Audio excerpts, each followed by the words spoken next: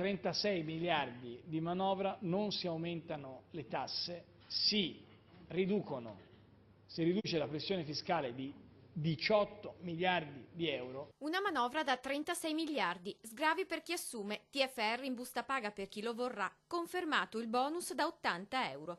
Matteo Renzi ieri sera presentava la legge di stabilità appena approvata in Consiglio dei Ministri. Stamane i primi commenti tra applausi e qualche fischio. Da chi non te l'aspetteresti? Bene per il mondo del commercio, è la giusta intonazione, potrebbe arrivare il rilancio dell'economia e bene per l'impresa. La manovra va nella giusta direzione. Per noi è una questione importante perché si va a risparmiare circa 1.000 euro per dipendente all'anno. Io credo che questa legge di stabilità vada finalmente nella direzione necessaria ad avere un po' di ripresa e ad avere soprattutto una ripresa dei posti di lavoro. L'IRAP puniva le assunzioni e questo era chiaramente in contrasto poi con le politiche che si volevano fare. La tiepida accoglienza arriva invece dalle parti sociali. L'impressione è che però non si abbia avuto il coraggio di fare in netta contrapposizione anche rispetto al passato una manovra che dia veramente risposta a chi in questo momento ha più bisogno, cioè i lavoratori e il lavoro e il mondo del lavoro. La legge di stabilità desta parecchie perplessità in generale anche tra gli amministratori che temono vincoli di spesa e minori risorse.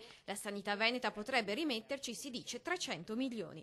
La manovra è coperta da 15 miliardi di spending review, dalla tassazione delle rendite finanziarie, dalla lotta all'evasione e da 18 miliardi di tasse in meno. Non vorremmo che le tasse bloccate da una parte venissero moltiplicate dalle nostre regioni. Abbassare le tasse non è né di sinistra né di destra, ma è da persone normali.